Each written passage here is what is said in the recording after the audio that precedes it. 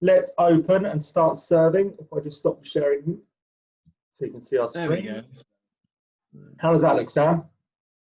Beautiful. So, Sam, you open the chat box, mate. So if you double click the chat, it'll open up the box at the right-hand side or wherever on your screen. You can move it around. Got it. So, good afternoon, everyone, and a very warm welcome to the 7th edition to the EV Café. Wherever you are and whatever you're doing, thanks for tuning in today. It's the highlight of the week for us, and it's the only time that John Curtis is not in a onesie. What are you in, John Curtis? You're on mute, mate. You're on mute. We have thoroughly enjoyed the last 7 sessions discussing all things e-mobility, from mass, EVSE, infrastructure, electric cars, and even driving them across the world.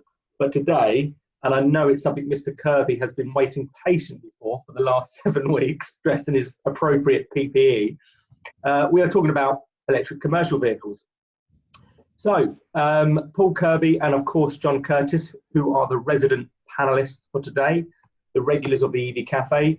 Would you like to quickly say hello to the lovely customers, especially those that haven't been here before? Paul, you start, and then John. So, well, as Johnny said, I'm really excited about today. There are 4.1 million vans on the road, according to the Department for Transport, and half of those are in company ownership. So, it's an incredible number that we get to influence, and it's increased more quickly than any other sector over the last 20 years.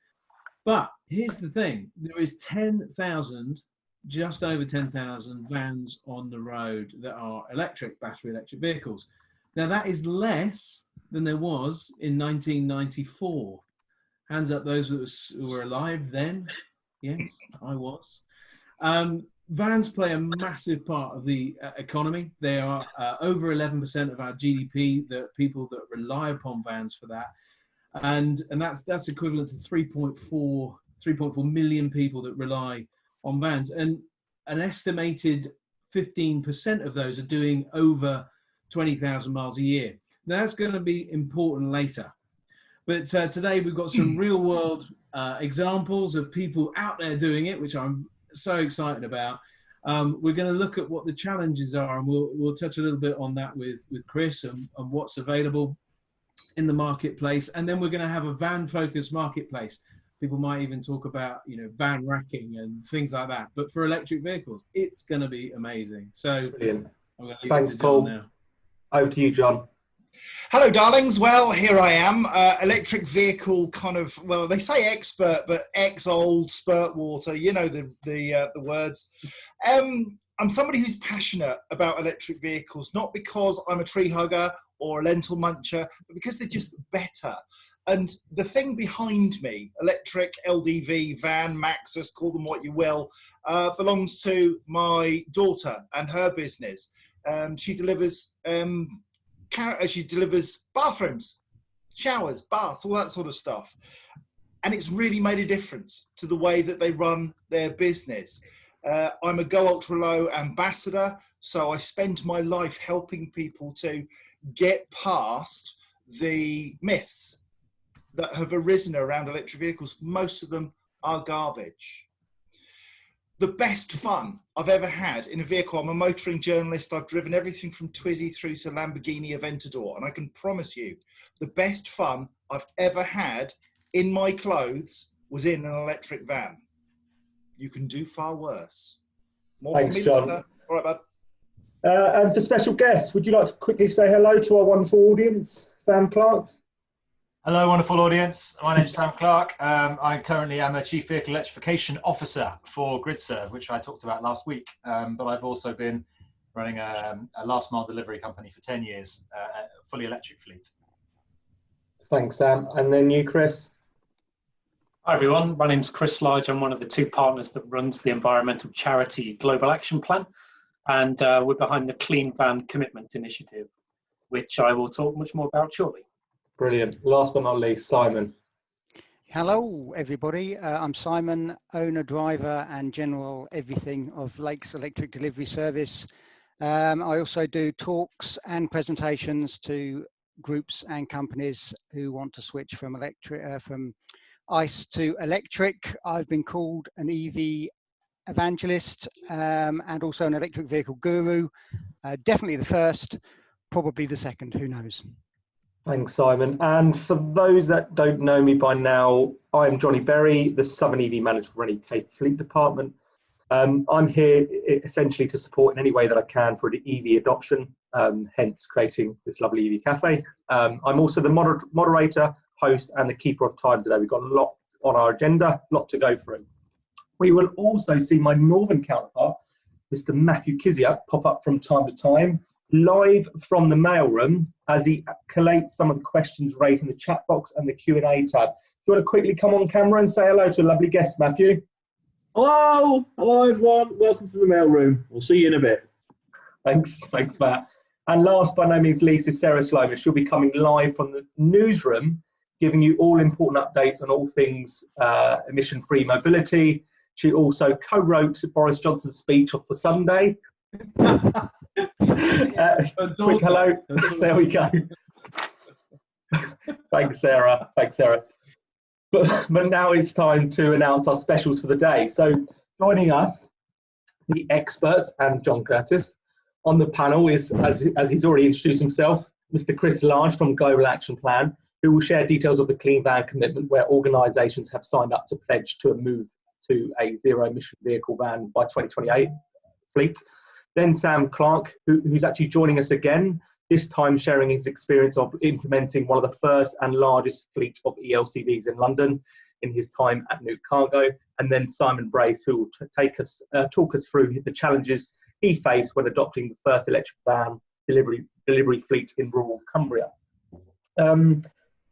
So after that, we will hear from Mr. Kirby regarding the disruptors in the market, and we will also take the opportunity to bring you up to speed on our new ELCV developments from Group Renault. That will be delivered by none other than our mailroom worker, Mr. Mathew Kiziuk. Finally, we will open, as Paul mentioned, we will open the marketplace again. This will be a kind of a commercial break. This is an opportunity for us to allow 5 people to come off mute for no longer than 60 seconds to give us their best sales pitch ever. A loud klaxon will signal the end of their 60 seconds.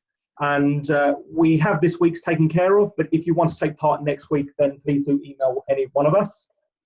And I just want to do a quick reminder of how the EV Cafe works, especially for those newbies. There is a tab at the bottom. If you're not used to Zoom, there is a tab at the bottom which will allow you to open the chat box. We would advise keeping that open throughout the duration of the session, and we would like to hear from you. So if you could share who you are and where you're from using this chat box, then we would love to talk to you. And please do chat amongst yourselves or privately to the panel using this. If you, however, have a question for the panel, an important question, then please click on the Q&A tab and we'll endeavour to answer your question as soon as we can, either in the chat box, live, or in the mailroom. And at the end, there will be a chance to talk to us as human beings. So, and what we'll do is we'll let you raise your hand at the end of the call and we'll take you off mute. And that way you can cover something we might have missed, challenge us, or simply just to say hello to everybody. I'll always ensure there is enough time for this, although heckling is allowed. Lastly, I just want to go through, so for the panel and for people joining the panel, if you want to talk, again, it's just raising your hand on the camera. This is just to avoid people crossing over each other. Lastly, I will be running polls as per usual. This week's fake news poll is on Sam Clarke. So I will be releasing 3 facts about Sam. One is fake, and I let the audience decide. And that's enough. That's enough for me, quite frankly, rounding on. I would now like to hand over to Mr. Paul Kirby, who is going to give us a quick intro speech on ELCVs, and then announce and introduce our first guest speaker of today, Chris Large. So, Paul Kirby, over to you, mate. Well, I did my speech. You've done it. Well, that's now a little bit overdue. I could repeat it, but I don't think it's in need of repeating, because I'm sure you all remember the fact that we've got 4.1 million vehicles on the road, only 10,000 of them electric vehicles, and we're going to talk about, you know, all things electric vans because it's exciting, and GDP in the UK depends largely on vans. Very exciting. And what's really exciting too is that we've got Chris Large with us today.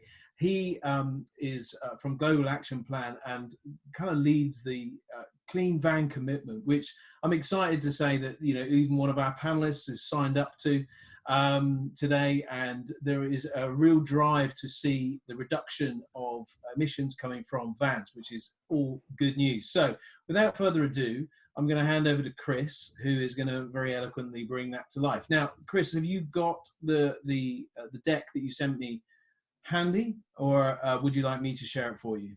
Yeah, no, that's okay. I can share the screen from here. Perfect. Shall I crack on? That would be great. Thanks, Chris. Okay. Firstly, thank you all very much for the invitation to join today. Just while I intro, I'll get all the screens set up. So you should all, I hope, be able to see the presentation now. Can I have a thumbs up, Paul? Johnny, is that on screen? Yeah. Yep. Great. Okay. So, yes, thank you very much for the invitation to join you. I am a self-confessed lentil muncher, but also an evangelist or evangelist. I'm not quite sure how to combine EV and evangelist, but I think evangelist is something we should be working on. Since I had an EV for my road trip around Iceland, and I can't imagine a better way of getting out and enjoying that country with a quiet vehicle with no fumes coming out the back of it, to explore what is a pristine, incredible place. It was a wonderful no-hitch experience. So I'm increasingly an evangelist myself. What I wanted to do for the next 10 minutes that I've got is to hopefully give those of you all joining us today who I know are all evangelists yourselves, give you more ammunition to push for the swiftest possible transition to EV, to focus attention on some of the big sticking points that we have in the switch to EV, and to offer some solutions and ideas for how we solve some of those problems. So I'm going to talk a lot about the Clean Van Commitment, and really with a mission focus, a global action plan. What we see here are 38 million solutions that we need to do the EV bit of clean air, given the 38 million vehicles on the road. And as Paul has already said, about 4.1 million of those are light commercial vehicles, and the vast majority of those are still fossil fuel powered. So I just wanted to begin with very timely information that's important to get across, which is the link between the current health crisis that we are experiencing and air pollution. And basically they are exacerbating problems that are interconnected. You may have seen headlines in recent weeks about air pollution and COVID-19 crisis. Well, we've compiled an academic panel to tell us the truth, what is known about the science, whilst there are a lot of rapid response science experiments going on, studies happening right now. What we can know for sure is that the health conditions that are caused by air pollution, so asthma, heart disease, COPD, if you have these conditions, you are much more vulnerable to complications if you contract COVID-19. So having air pollution, which causes more people to have worse conditions of asthma, heart disease, and COPD, it is a problem if you then get COVID-19.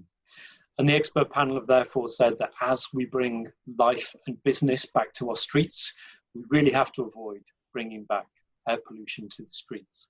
And there has been a marked reduction in air pollution, particularly nitrogen dioxide in London during the last 7 weeks of lockdown. And I here live in King's Cross, and it has been an incredible change to the quality of air over the last few weeks. And of course, NOx is one of the great benefits that we will have when we move to EVs, that they do not produce the emissions from the exhaust pipe, and NOx is really a traffic-based pollutant. So very quickly just whipping through the air pollution problem that we face, there are 4 things we really need to do to overcome air pollution, demonstrating here this is a broad problem. We really need to move to EVs and remove exhaust emissions. We need to avoid also millions of vehicle journeys. We must slash the industrial and construction emissions and also eliminate products that cause pollution in our homes. And what that really should really show us is that there's no one business, no one industry, no one segment of society that can solve the air pollution crisis. We have to do this as a collective response across government, media, business and the public. And we have to tackle all of those varied sources of air pollution. And what we do at Global Action Plan is to bring together people to play their part. We uncover new sources of knowledge and we share that knowledge widely. We do that through things like National Clean Air Day, which is one of the initiatives which we established 4 years ago. And the Clean Air Day, sadly, this year has had to be rescheduled. It was in June. It's now going to be on October the 8th this year. And we also do a lot of work to raise people's voices and to convene coalitions. One of those is the Clean Bank that I'm going to speak a lot about. Another is the Business Clean Air Task Force, which we have convened with DEFRA and 8 businesses to demonstrate the business appetite for addressing the air pollution challenge and to mobilize even more business activity on the subject. So getting into the Clean Van commitment, let me explain what we've been trying to do here. Back in 2018, we were looking at the challenge of business fleets transitioning to cleaner mobility. And we looked at the different players that have a stake in this, that have a hand in being able to make the transition happen. That's central government with their policies and tax regimes. It's the energy networks, the energy providers, local authorities with their handle over street space and charging infrastructure. It's the fleet operators and also the manufacturers. And we were looking at what sort of intervention in that space could help to move on the transition. And one thing we came across very frequently was that the level of demand was not so well known. It wasn't crystal clear. And so we decided to set about making that demand very clear by asking the major fleet operators, what demand do you have for electric vehicles? Which fleets are ready for the switch? Back then in 2018, there were only 5,000 BEV vans on the road out of the 4 million vans, so 0.1% of the whole EV, of the whole van fleet. So we set about asking companies who have large van fleets to say what their level of demand is and how ready they are for the switch. We had an initial 16 van fleets sign up, who between them represented about 20,000 vans. They said that within the next 12 months, they wanted to see an increase in electric vans in their own 16 fleets of an additional 2,000 electric vans. Bearing in mind there were only 5,000 electric vans on the whole road and around 1.5, maybe 2,000 electric vans coming on to the UK market in any given year. So just the 16 fleets that had signed up to the Clean Van commitment already were soaking up the entire supply to the market with just their demand. Since then, we're now up at 46 fleets on board. Collectively, they have 73,000 vans in their fleets that they have committed to swapping out to zero tailpipe emission vans by the year 2028. And that's specifically for their work in central city locations where eliminating those exhaust emissions is vital. So what we've shown here very, very clearly is that the demand is there.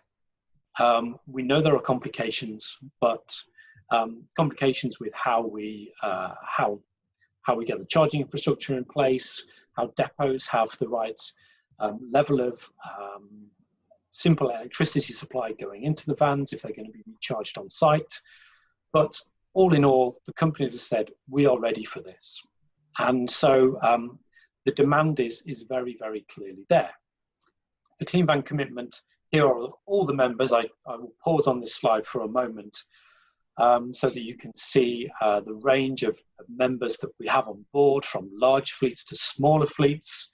We have the public sector in here, local authorities. We have the NHS represented, even an ambulance service. And so across sector, we can see there's a lot of fleets that want to turn their commercial vehicles into fully electric fleets. The Clean Van commitment, fleets have told us over the last couple of years that we've been running this, that their experiences with electric vans are absolutely incredible. They see a range of benefits. I've summarized them here on this slide. The financial benefits, you guys will know them all. I just wanted to bring forward one quote from a particular engineer within one of the signatories who had this quote to sum up the benefits he was seeing as a sort of self-categorized engineering geek who really looks at the black and white figures behind any argument. He said, clearly, there's no tax, insurance is low, very low servicing costs. I can park anywhere. One charge costs me £3.60. He also said about 5 charges a week is what he needs to do his work.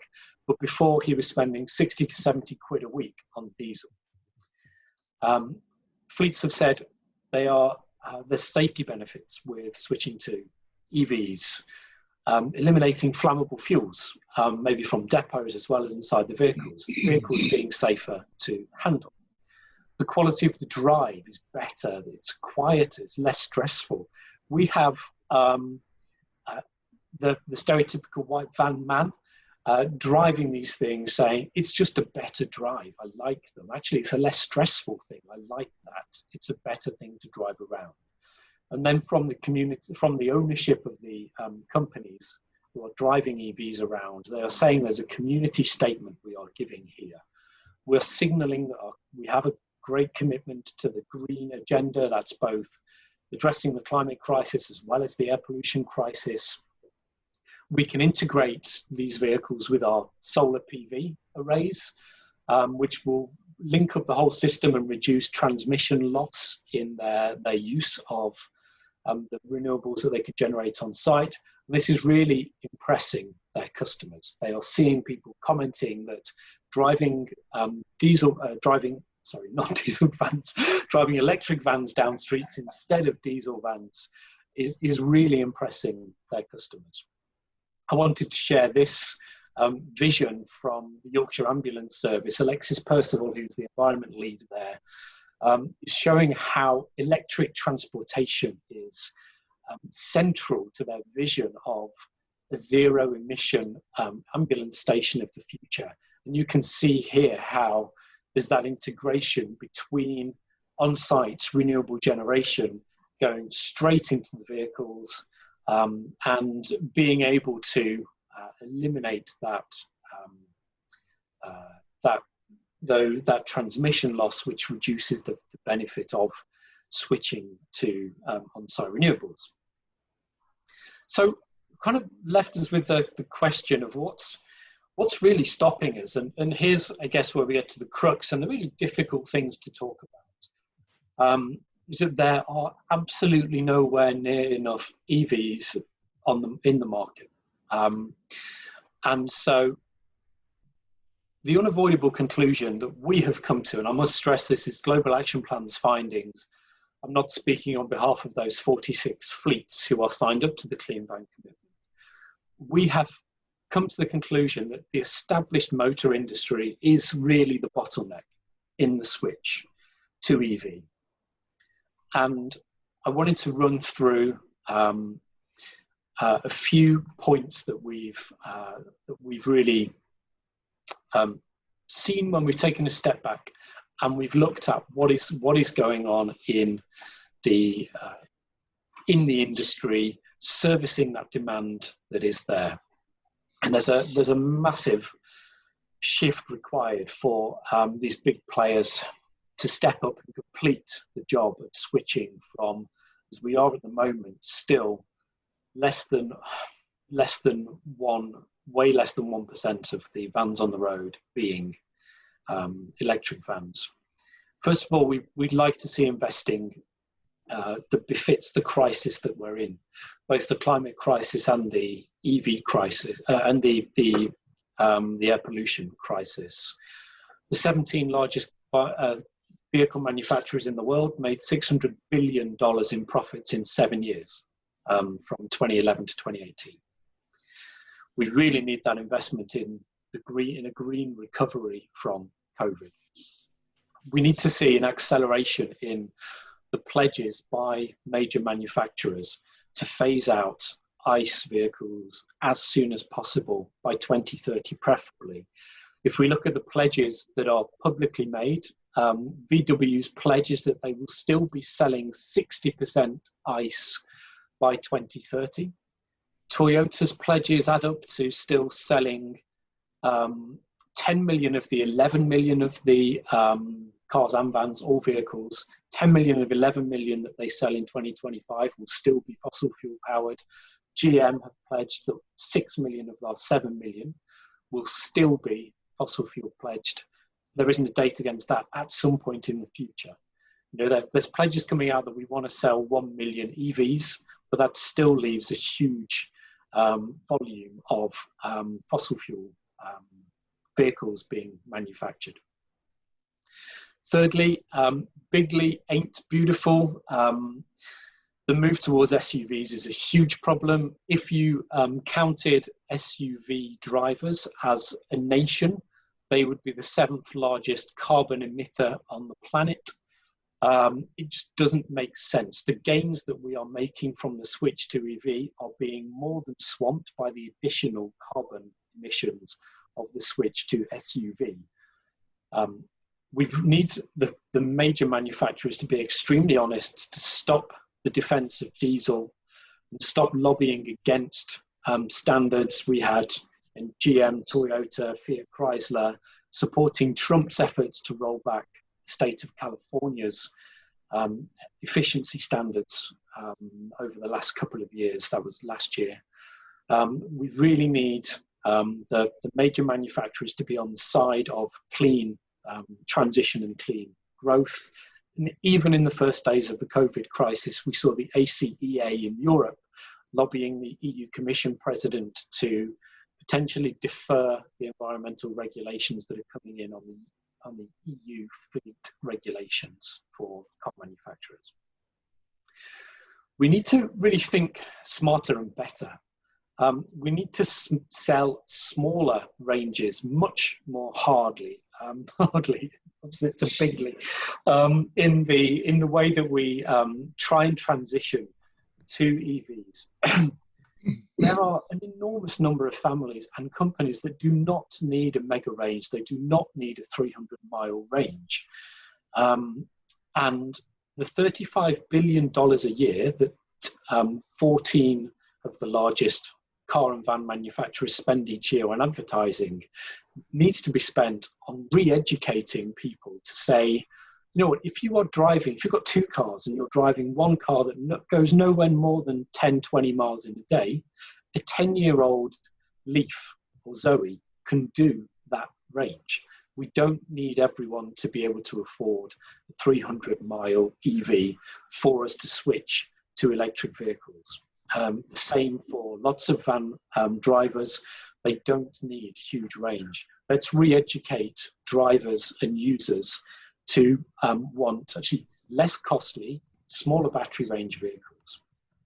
And what I would really love the manufacturers to be is visionary. I'd like us to be able to, rather than decrying a switch away from diesel, I would love us to be celebrating the transition to EVs, to celebrate every milestone, whereas at the moment, the SMMT comes on, gets onto the airwaves and sends out press releases every month when diesel sales are dropping, decrying that progress.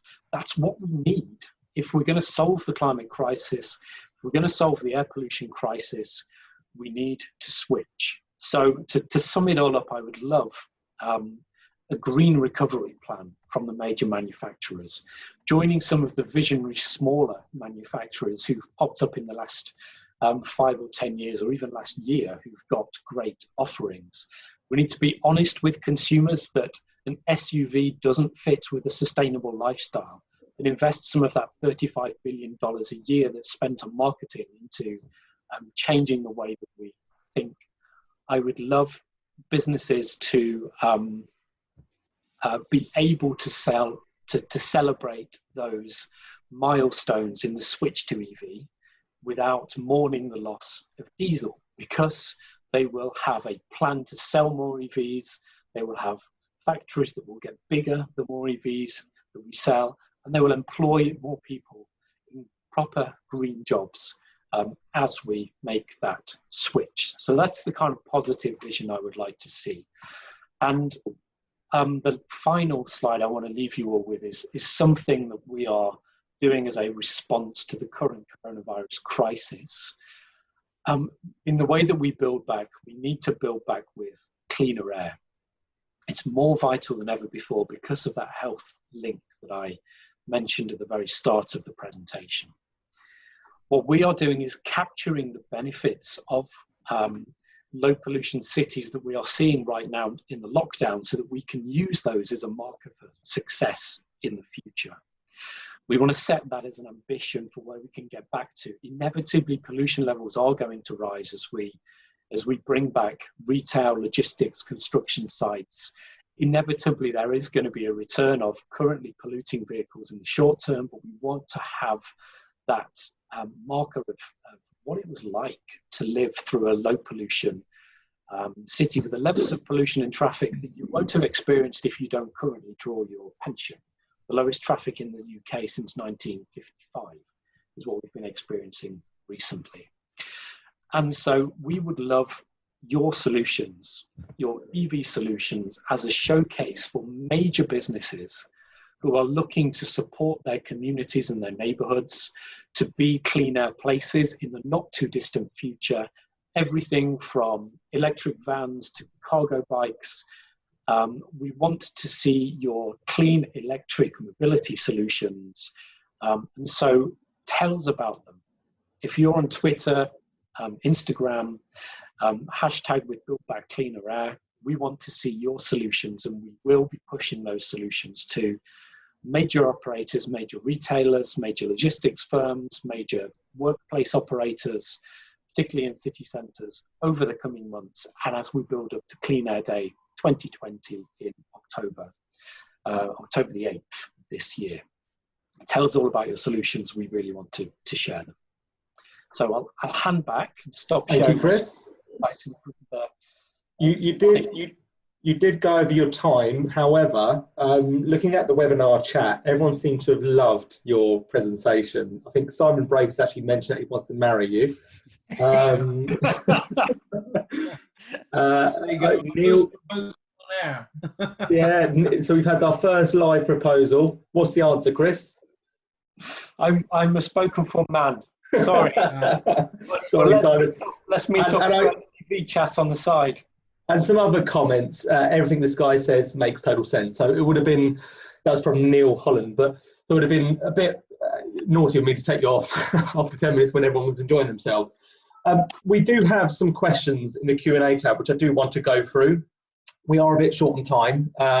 We'll run this for about 5 minutes, and then we'll ask Simon to give us a little pitch on how he's managed to achieve electric commercial vehicles in a rural area. So just to go through a couple of these questions. So we've got one from Natasha. She says, "Hi Chris, from my perspective, I've seen fleets highlight 3 key big issues re fleet electrification. 1, vehicle availability. Obviously, we as Grid Renault can give you a bit more on that. on-street charging for return to home fleets, grid upgrade costs for fleet hubs. Any thoughts on when or how these barriers may be addressed? Well, we've just seen a good announcement from Grant Shapps last week in his package of measures to make transport fit for both social distancing and a safe future with the coronavirus around. It did include, if I remember right, £10 million more for on-street charging infrastructure. Maybe someone correct me if I got that figure wrong. Right. I think there is an open door right now. There's also the decarbonisation of transport strategy has come out whilst we've been on lockdown. In the opening statement of that, again, Grant Shapps, Transport Minister, has said that the car as the first mode of transport is not what he wants to see for the future. He wants to see more public transport, shared vehicles, and active travel. There is an open door. So all of us, at every opportunity we have, let's be pushing central government to bring forward the investment for the transition to EV. Let's be pushing for the policies that make it easier for companies to have EVs on their company car scheme, in their van fleets, and let's be encouraging as we leave the European Union and we decide what rules we have in place for manufacturers to sell a certain quantity of polluting and less polluting vehicles in the UK in the coming years, as we are going to be dropping out of the existing EU scheme. Let's be encouraging central government to be putting in place strong policies for full electric vehicles from a commercial perspective. So there's a lot of asks that we can put there onto the central government. Thank you, Chris. There's a few more questions I want to go through. We are extremely short on time, so if we can be a bit snappy on the questions. So Chris and Linda have asked a similar question. Hi, Chris, are you using collective volume commitments to lobby the OEMs to bring more electric vans to the UK? It's Chris Jackson from Centrica's asked that. Okay, so that's exactly the point of the Clean Van commitment. We are showing the demand is unequivocally there. So the demand only grows, it only gets greater. We have made these figures all available to the OEMs. It was important for us to say this is the full demand by 2028, and also within the next 2 years, the level of demand the fleets want. And in our first 16 fleets, as I said, they wanted 2,000 vans. The entire supply to the UK market was just taken up by those 16 fleets. I know they didn't get that full supply to the market, and some of them were disappointed. What I think we all need to do is the same thing. Be continually pushing for OEMs to be able to provide you with a full EV and in the shortest possible timelines. Yes, they can provide you with a diesel tomorrow. How much can they do to bring forward the timelines for you, for your fleet, for you to get an EV on board, even if it's one demonstration model, as quickly as possible? Okay, thanks, Chris. There's Diane Smith has asked, what Scottish fleets have shown clean van commitments? Can I ask that you just answer that in the chat box when we move on? Sure. So just have that in the back of your mind. Just a couple more. Has a global action plan also considered the tyre emissions of electric vehicles? Yes, getting to EV is not the only solution. We will never have clean streets and solve the climate crisis until we stop burning fuels in our vehicles. But of course, the fewer vehicles running deliveries, the better, and the lighter those vehicles, the better. Okay, thank you very much, Chris. There are a few more questions on the Q&A tab. So, Chris, if you get a chance, if you can just go onto the Q&A tab and type your answer in the chat box while Sam and Simon have their moment to shine. So, firstly, thanks again, Chris, on behalf of everybody that listened to that. That was really, really good, really insightful. But now it's time for Simon to give us a moment of his time to talk about how he first came to EVs and when. I would also really like to know his reasons for doing so. Let's imagine air quality is okay in Cumbria. What's the bigger picture? Climate, driving experience, fuel costs, brand image. Simply just don't want to burn stuff, as you've mentioned, Chris. Or all of the above. So we would like to hear of the challenges of operating this business with an ELCV in such a rural location. Simon. Hello. Okay, thanks.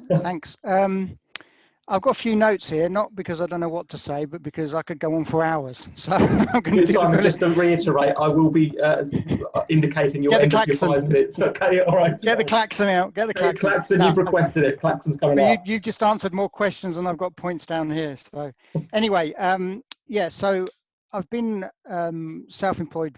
I hate the phrase white van man, but I've been self-employed van driver since 1999.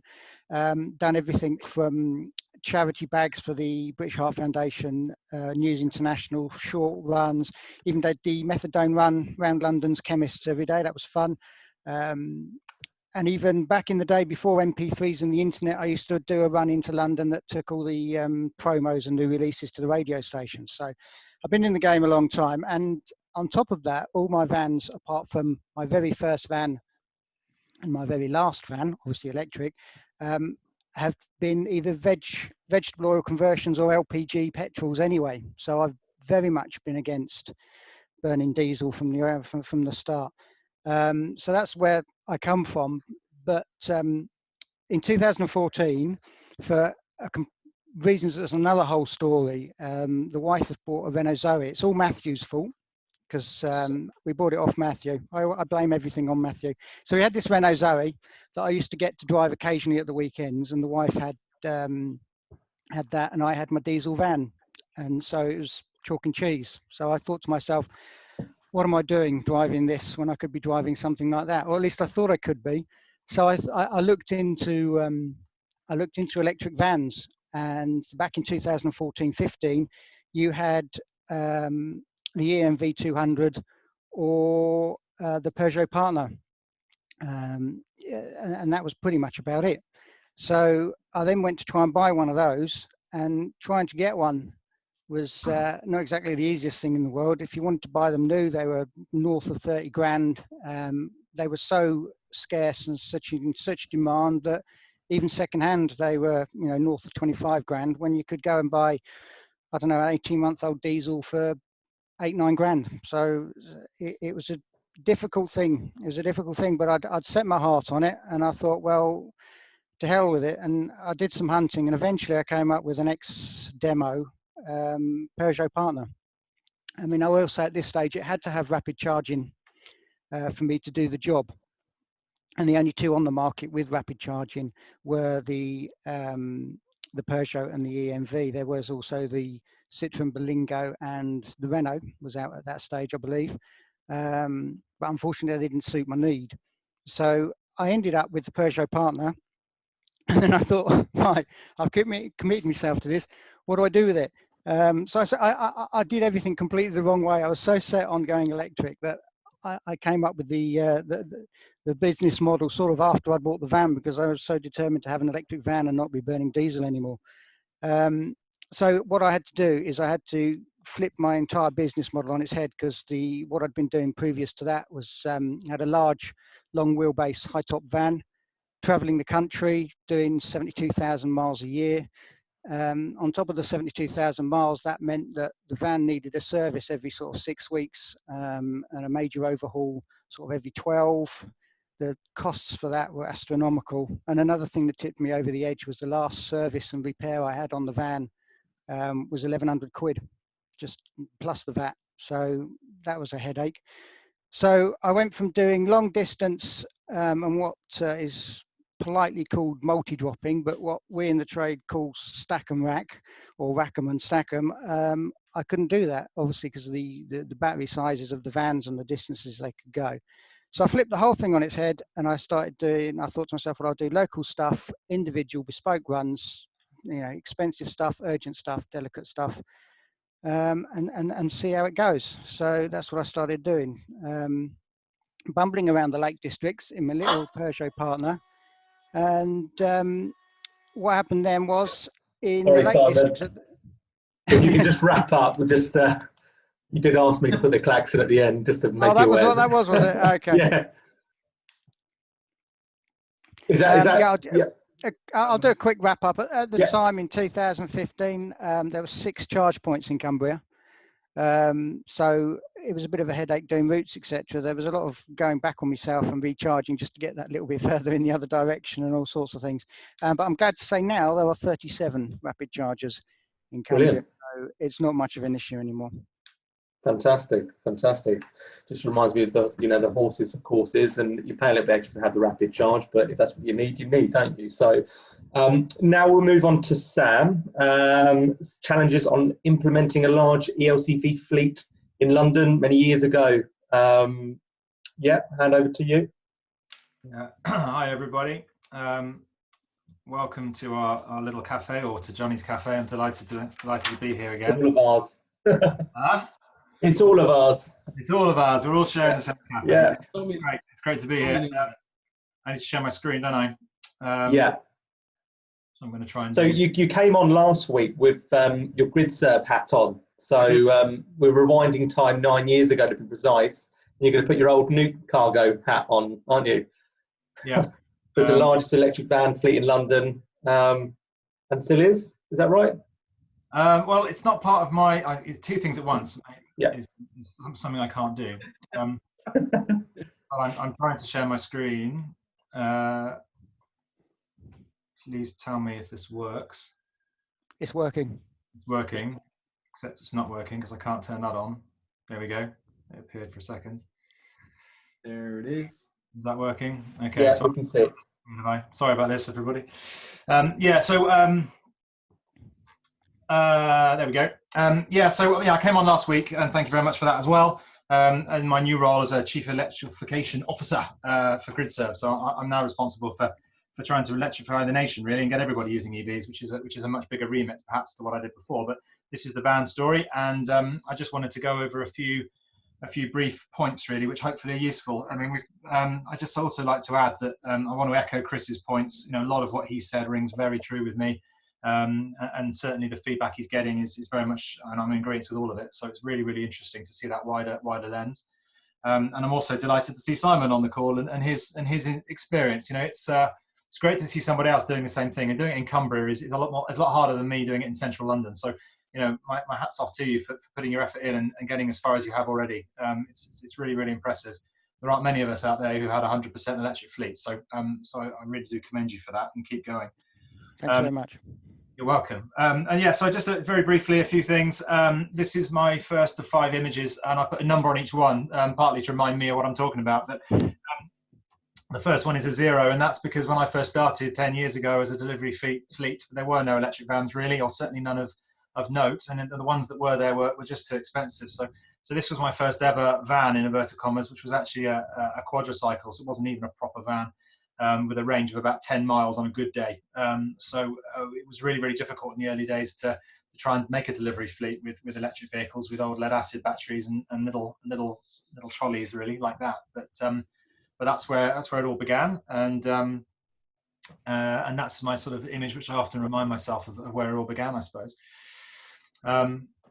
Second to that, this is also where it all began, with the depot in central London. So if there's anyone on the phone from DPD, you were not the first company to put an electric fleet into central London. Thank you very much. I did it years before you did.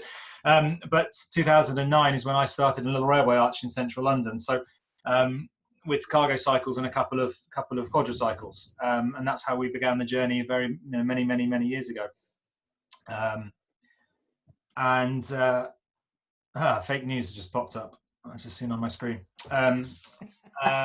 So I'm going to try and ignore that. Yeah, and then 2019, where it was last year when I started to leave the business, having sold it. But it just goes to show really the transition from one stage to another, and how we've managed to implement a fully electric fleet into the streets of London, and really wanting to demonstrate that it is entirely possible. In the urban area, it's a lot easier with putting electric vehicles and their range constraints into urban environments. As I said, for Simon, he's got a greater challenge up in the north, but It's infinitely doable. And if I was able to do it 10 years ago with 3-pin sockets and a couple of bikes and a couple of quadricycles, then I'm pretty sure people can do it now with the technology that's available today. So really, this was just an image just to give some background into my story, I suppose. This one Johnny will like.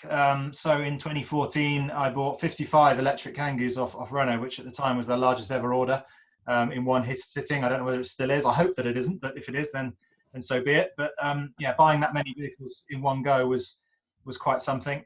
Huge feat of logistics, just buying the damn things, let alone actually using them. But they've worked so well. And just to echo some of the points that were made earlier, they are running into their 5th year. We've extended the lease on these. I say we, Newt, my previous business has extended the lease twice on these vehicles because they just keep going. There is no sense or value to. We started with a 3-year cautious, conservative period to finance the vehicles, but actually they last so well and they've gone on so brilliantly that we've extended it again and again. So I would like to see vehicle leases on commercial vehicles be 5 to 10 years as standard, because in electric vehicles, because I think they should be. The wearing out parts of tires, etc., and brakes, are reasonably light touch in the grand scheme of things, and the vehicles just keep going. So why turn them around so often when you don't need to? So that's what that's all about. Johnny, don't know how I'm doing for time.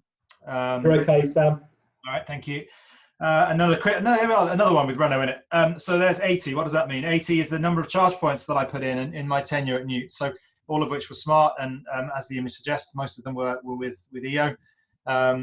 Because having an electric fleet is one thing, recharging them is quite another, and we talked a little bit about that last week. But certainly something I learned very quickly in the transition of my electric fleet, or the growth, I should say, of my electric fleet, was that the charging element, the charging infrastructure element of what you're doing mustn't be underestimated, because the days of diesel fleets and going somewhere else to refuel for their diesel is gone. Now the refueling will predominantly happen at base, most likely, and you need a solution for that. You need to be smart about the way that you tackle that, so that you have a solution which enables growth and scalability, but the capex isn't too high at the top end at the beginning as well, in terms of trying to future-proof your operation. So it's a complicated thing to try to get your head around a larger electric fleet, but there are a few of us around that have done it, and are happy to help and support and give advice if necessary on how to do that and progress through that journey.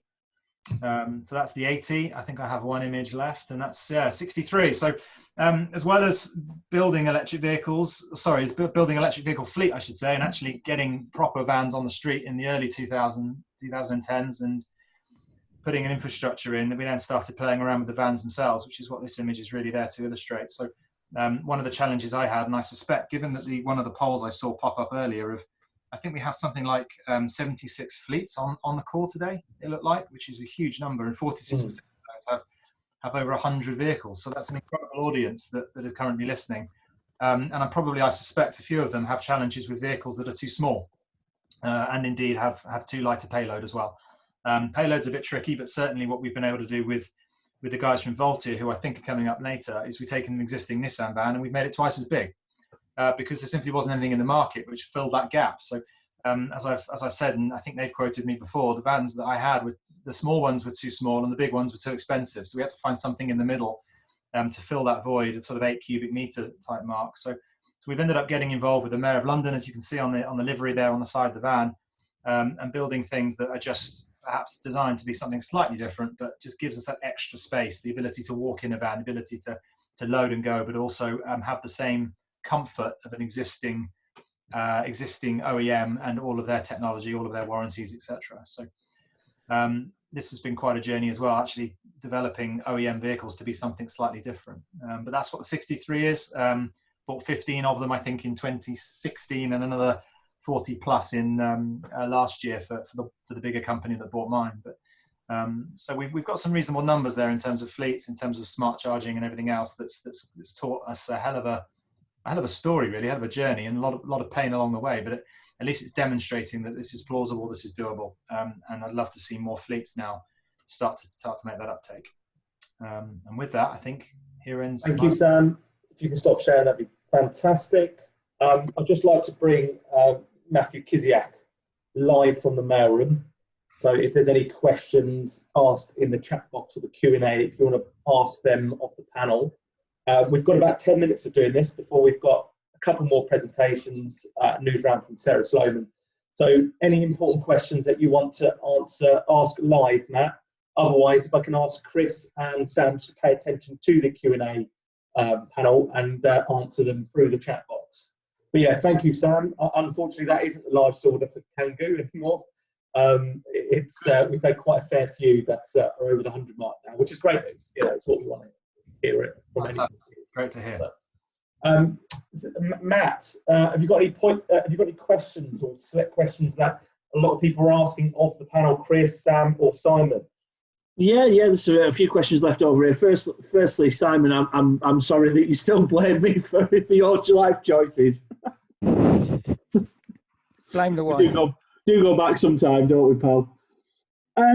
Sam, you mentioned payload. There's a question here from Jim Blair. You mentioned payload. Our experience is that EV range is badly compromised when you add payload. Has that been your experience? It depends on the environment. So, I mean, Simon's shaking his head there, and I think not necessarily, I think is the answer. There's many factors that affect a vehicle's range, electric vehicle's range, payload being one of them, the way that it's driven, the weather, the temperature, the tyre pressures, the distances travelled, the speed in which you travel. There's a lot of variables that affect the true range of an electric vehicle. So no one example is the same as the next, I suspect. Simple maths says that if you're lugging a lot more mass around, you're going to consume more energy doing it. But electric vehicles are incredibly torquey, and so at slower speeds, you're able to move that mass around a lot more efficiently than you would in a diesel or a petrol engine. So I think they are able to move around mass very, very comfortably. It will affect the range, but it is dependent upon how the vehicle is driven to how much that affects. What's your thoughts on that, Simon? Yeah, I can add a real life example to that. I do quite a few runs across the A69 from Carlisle to Newcastle. And I did a run once with 36 paving slabs weighing 600 and something kilos. I was about 20 kilo under the actual full whack of the van. And compared to a normal run that I would do with maybe just 60 or 70 kilo in, I was 8 miles. It was 8 miles less. I mean, I will say it was favourable conditions. It was the summer and it wasn't windy, but I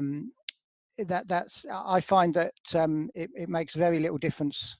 The payload, but again, the caveat of terrain, and I mean, the worst thing is headwinds.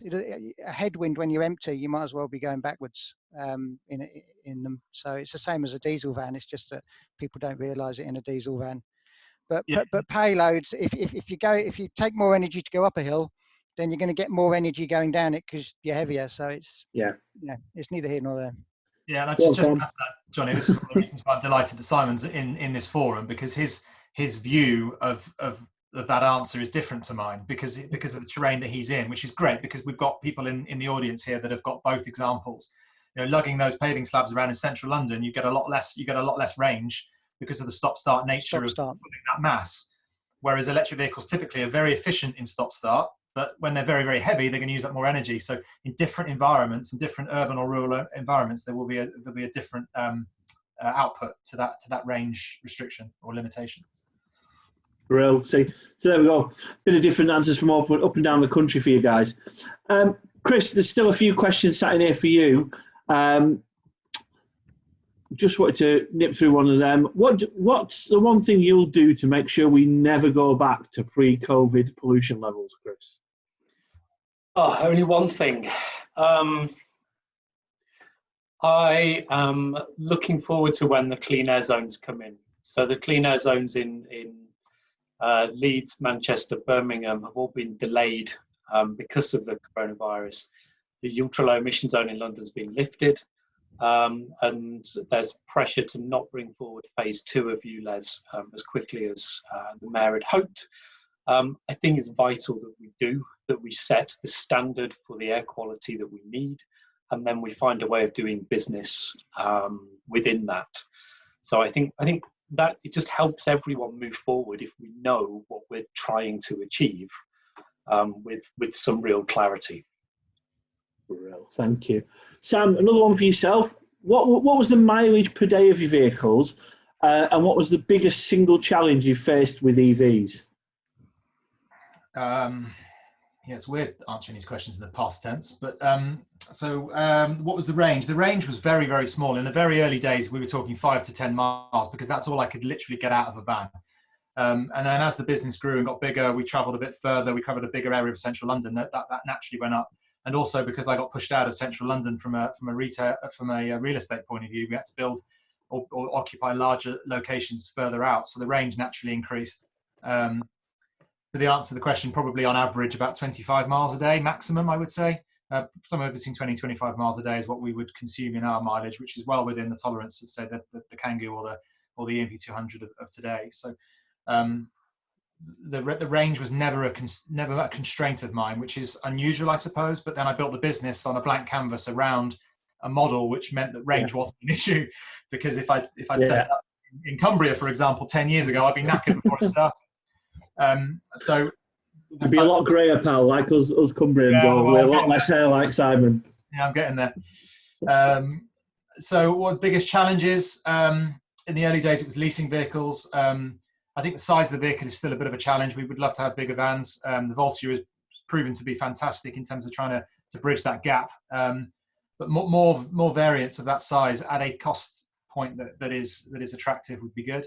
I mean, I'm a big advocate of lease vehicle. Look at the lease, look at the fuel cost, combine those two together, and then make a comparison with the ICE vehicle to get a true representation of its cost. Yeah. At the same time, there's this knee-jerk reaction that all electric vans that are big are expensive, and therefore that's not for me. But there's a bit more maths involved to really work that out. But yeah, greatest challenge. I don't know really. Just scale, I think, probably is the hardest thing. Getting that many vehicles charging at the same time. I think with restricted power in the buildings, without spending £100,000 with the local substation upgrades, that's probably the biggest challenge I had. Cool. Simon, I'd like to ask you the same question just to get a different perspective on it, because obviously your fleets are so different. Yeah. So right, what was my average mileage? My average mileage is probably 2 or 3 charges. So just short 200 mile is probably an average day. Absolute extremes: Hull, Lincoln, York regularly. So mental mileage just short 400 miles a day. 14 rapid charges in a row. It's a long day, but range is nothing. It's what is it I say? I can't even remember. It's just how often. Range is just how often you have to charge. It's not how far you can go. Yeah. I mean, I do regular runs to down the west coast. So Blackpool, Wigan, Lancaster, Manchester. That's just a day for me. So yeah, I mean, range. I mean, obviously, range. The van I've got at the moment has got sort of between 80 and 100. Average mileage between charges. If I had one that was double that, obviously it'd make my life easier. But I don't think I'd go any further. It'd just be a lot easier. Challenges. Pretty much what Sam said. At the moment, the big's expensive and small isn't big enough. But that's going to change this year. I mean, unfortunately, we're all sat here because the CV show was cancelled, and there's so much coming online. I noticed this morning that Citroen have released details of their version of the Vivaro, and it looks like there's no pictures, but reading the text, it looks like they're bringing out bigger version. You can get an L, an XL, and an XXL. And all that sort of thing. So sorry, Simon, we are running out of time here. So just before we move on to presentations by Paul, a short 5-minute speech from Paul and a short 5 minutes from Group Renault. Is there any questions that the panel would like to ask those special guests? Paul, John, is there anything that you'd like to ask Sam and Chris? Got to make it snappy, but we've got a couple of minutes before we move over to the presentations. I'll go a quick one for Sam. I know as leaving, you were integrating vehicle to grid stuff. What is your experience of that? Did you think that was going to be a great benefit to the business? And have you been able to keep in touch with how that's going? Been keeping in touch with how it's going. We installed 10 V2Gs, which I think is the largest in the country currently. What do I think of it? I'm still on the fence just a bit, but conceptually, I think it's a great idea. we've got to be smart in the way that we charge, which I've been doing for a while now, and other people need to follow suit if they're going to have an electric fleet. You're just going to have to be smart about it. And I don't mean smart as in your head, but smart as in the technology you apply to your fleet. But V2G is another element which starts to be more sympathetic to the grid, potentially use an import and export of energy and make money out of it. So I think there's lots of opportunities for it, but it still is a very high capex investment, new technology, and to get the rate of return at the moment is just prohibitive. But everyone has to start somewhere, and I think when the price of the V2G units come down, then the maths will start to play in people's favour. Yeah, just on that actually. So I know that you used the EO units 9 years ago, and I understand that you had to do your own sort of timing, load balancing for your supply. And I understand that a lot of our prospective customers are going through that same challenges. I guess the challenges just don't change. I'd like to know how you got around it so early on. Yeah, I think I know what you're alluding to. So it's a few times over the years, which seems to be coming back like a boomerang. But I used to use the little clock timers that people use for their lampshades to turn the lights on and off when they're not in, because they cost a few quid on eBay, and I bought a couple hundred of them for a few hundred quid. And I just used the limiter. I just did a bit of maths really in terms of how much power was in the building, how many vehicles I needed to charge, and how much dwell time I had. Critically, how much dwell time I had. How much time was the vehicles parked up doing nothing. And the ability to share the power that was there with lots of different vans by timers, because I couldn't be stood next to them all night long, seemed to do the job. And we had over 50 vehicles at one point charging on clock timers that you use to turn your lamps on and off. So if I can do that with 50 vehicles, then it shouldn't be an issue to put a handful of vehicles on any fleet and be able to use it with a 3-pin socket if you really had to. It's very slow, and I wouldn't recommend it, but it's doable. So I think there's plenty of entry ways of getting into that process without huge expenditure to begin with. Yeah, you may not need to go straight to V2G. Smart charging might do the job anyway. So John, have you got anything you'd like to add just before we move over to Paul Kirby and he gives us an ELCV update? Very quick question to Simon. Yeah. We hear in the EV Cafe, Simon, every week there aren't enough chargers. You're somebody who's working in a rural location. Are there enough chargers? Where I am, yes. But are there enough chargers? I think at the moment, for what I do and for most businesses that would be in local areas, I would probably say yes at the moment. There can never be too many, but there's probably enough at the moment. But only in this last 12 months have we seen them spring up out of everywhere. Perfect. Yeah.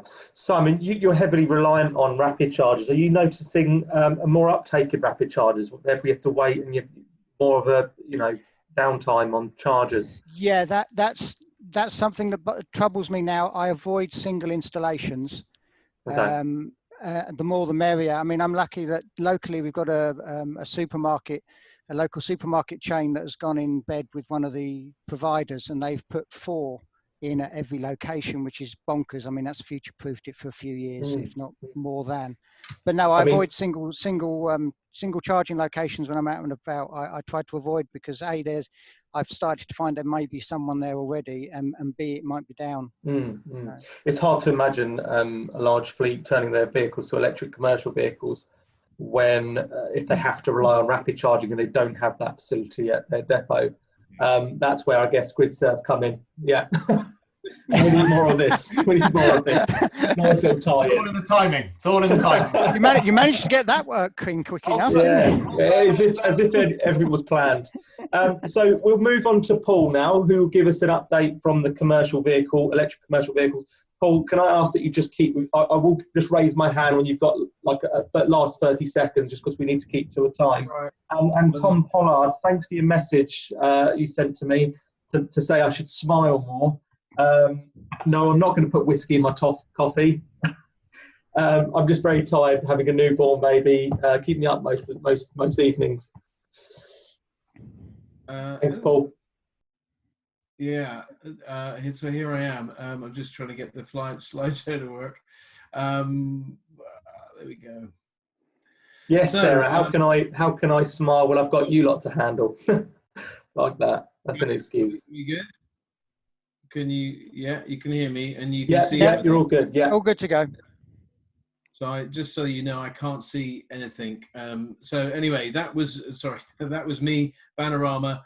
That's the only thing I'll say about that. But I've joined them, as you all know. So the rise of electric LCVs, as I mentioned earlier, obviously, back in 1994 there were more electric vehicles on the road than there are today. But we were hoping for a significant growth this year. In talking with a couple of manufacturers, Renault included, we know that there is some vehicles around. So we hope that we'll still get a good number of electric vehicles registered by the end of the year. And I agree with Sam that leasing is definitely a way of making that leap into electric vehicles a very positive thing, and managing that total cost of ownership, and getting some real clarity. And that there are lots of tools out there that can help build a total cost of ownership model, and will help you be a part of this growth in electric light commercial vehicles, which I'm very excited about. So what is available today? Well, I'm really excited to actually put double figures on this screen. 10 vehicles are currently available. There are some right on the cusp of coming out. We heard announced today the Dispatch.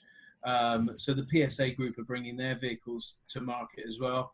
The Nissan Voltea is a new addition in the small but large van, actually, because it's larger than some of all of those medium LCVs there in terms of cube. But obviously the chassis is a small van chassis. And the Zoe van is about to come out. I think I'll leave that for Johnny and Matt to talk about.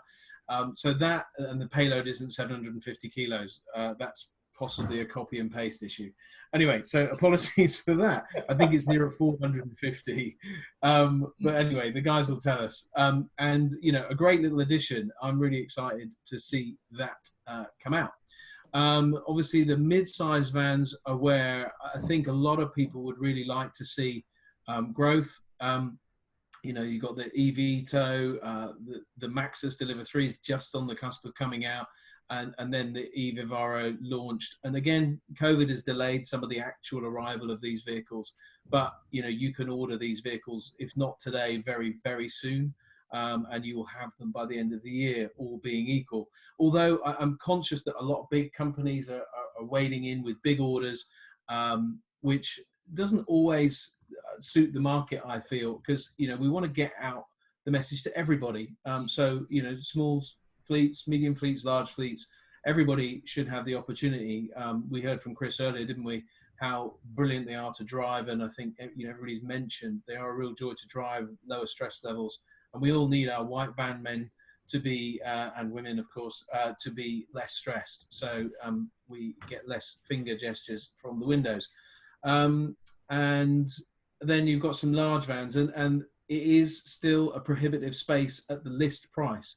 But when you factor in the some of the discounts that are available, and also the lease cost in terms of residual values and the fuel saved, then you do get into some possibilities even with the larger vans. So it's not just an early adopter mentality that needs to be had. It can be somebody that just if we can keep it around the same and we can impact the climate in a positive way, it's really good news. And there's a few other vehicles coming out towards the end that we know. But I also wanted to just give a little bit of a shout out or a focus on some of the disruptors of the future. And when we think of both the Amazon Prime vehicle there, which is, of course, the Rivian. So Rivian have been invested heavily in. It was by Ford and Amazon, but we think that Amazon are probably going to take the lead there and bring this van out. 100,000 of these have been ordered. There isn't one on the road yet, and I've never yet seen a demo vehicle, but there's 100,000 on order. 10,000 of the UPS vehicle. Arrival, the company behind the UPS vehicle there, are a UK company based up in Oxfordshire and offices in London as well. That is, both are going to be bristling with technology. They're going to have payload, they're going to have range, and they are arguing that they're coming out at a sensible price. So that should be a little bit of motivation to all manufacturers, really. And the other things, you know, we've got the last mile partnership of DHL with Street Scooter. You know, we don't experience that in the UK yet, but you know, you're not sure as to whether they may extend. But I wanted to highlight, of course, the Chinese contingent, because there's a lot going on in China, and I think if the Chinese market turns and focuses very much on getting into the West in terms of the European markets and maybe the American markets, they have already got products.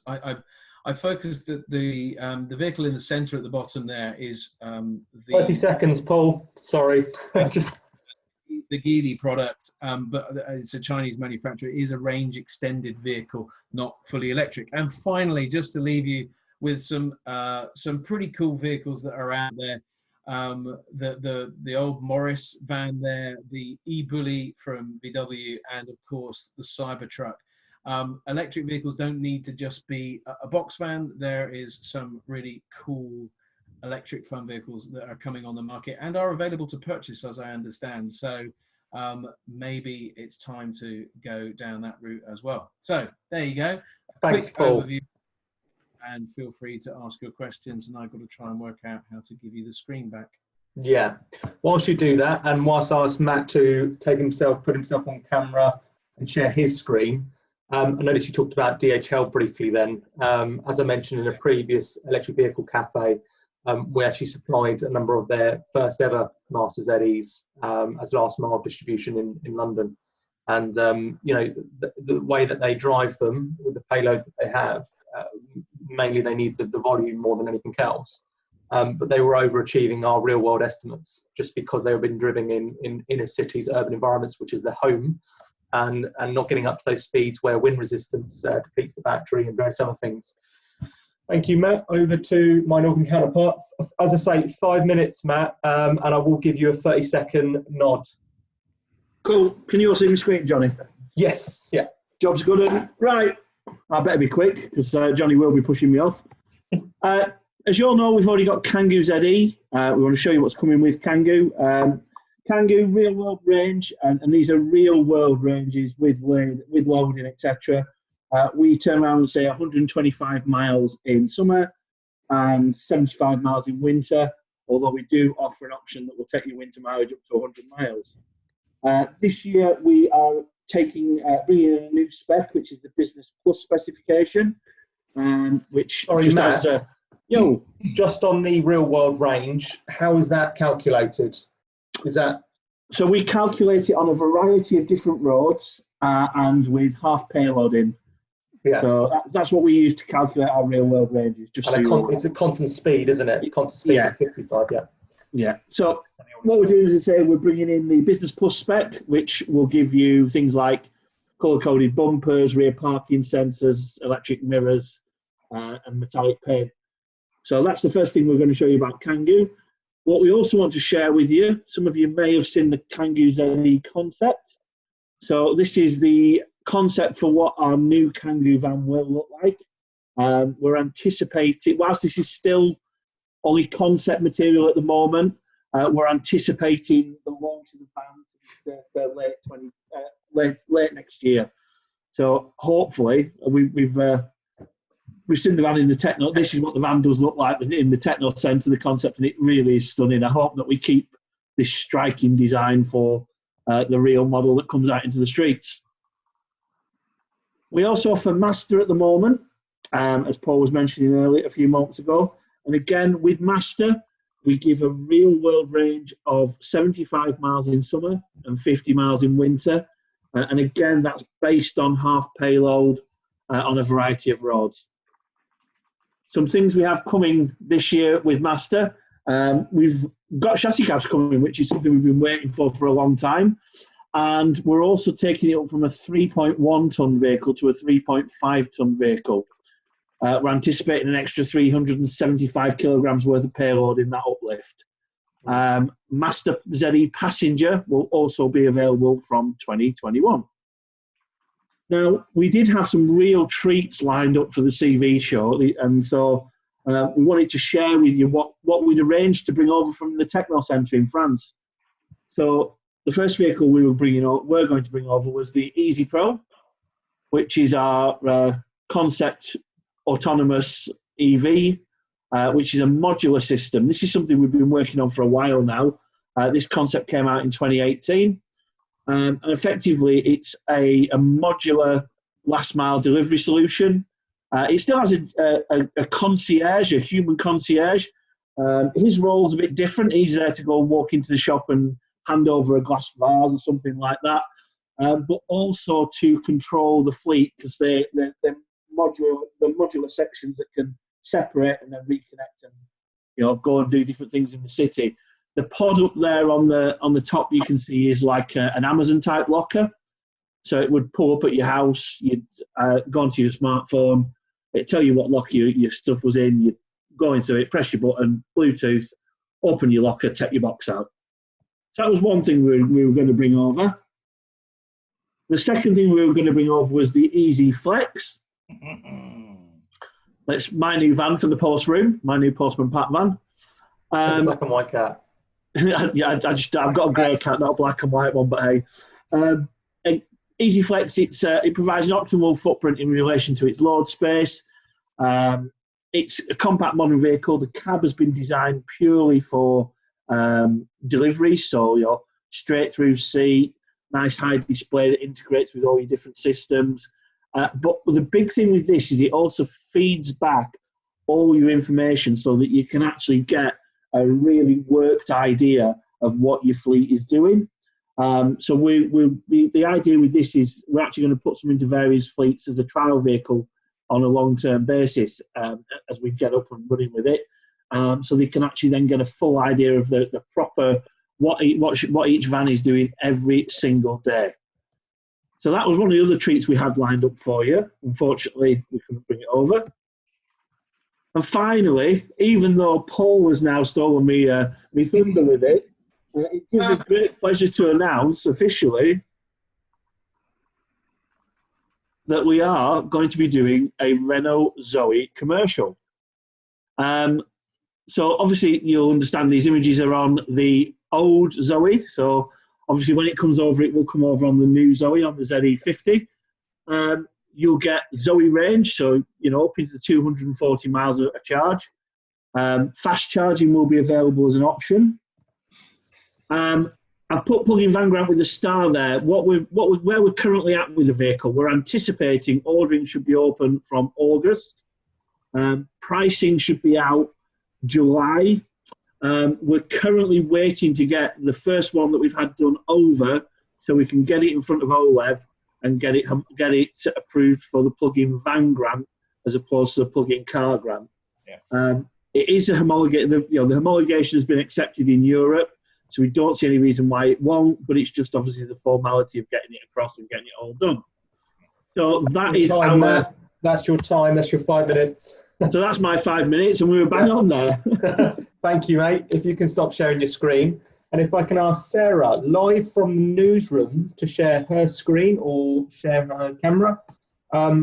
In the meantime, Matt, if you can disappear off back into the mailroom and get working, mate, because there's still quite a few Q&As in the tab there, and we want to answer them.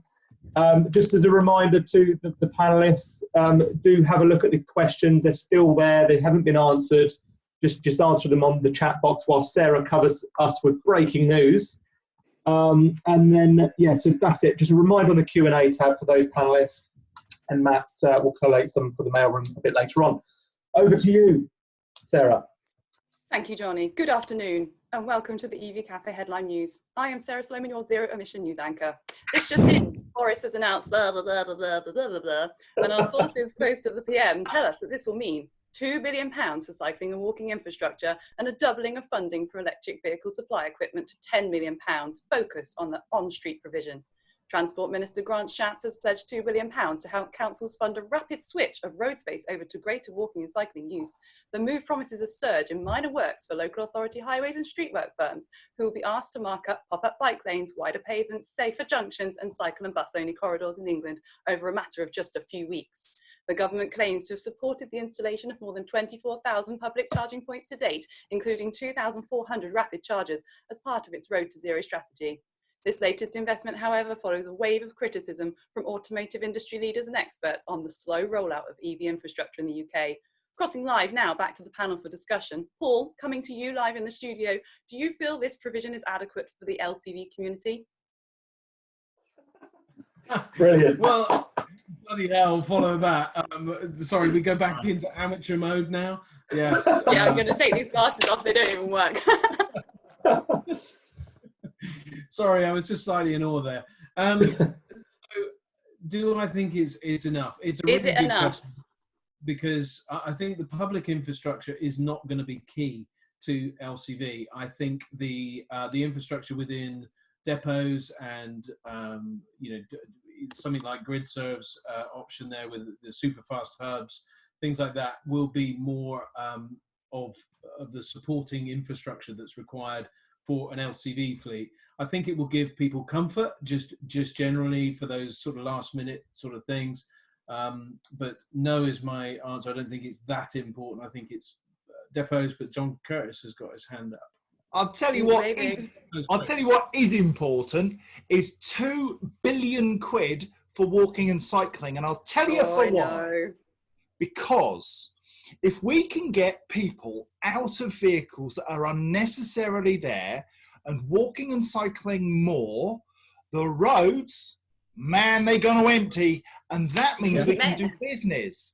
That means we can deliver stuff. That means we get rid of congestion. Happy days, people. Definitely, reprioritising of the streets means that you're just going to see so much more of this happening organically. People will want that. They'll keep that.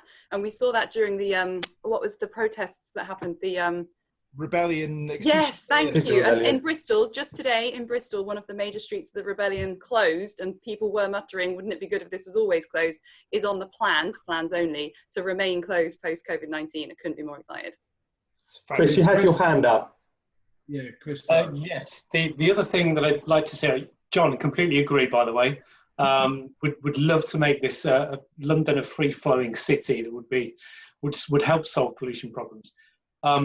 What I also would like to see is any government support for industries, for the car industry, to include measures around EV, around producing non-polluting vehicles.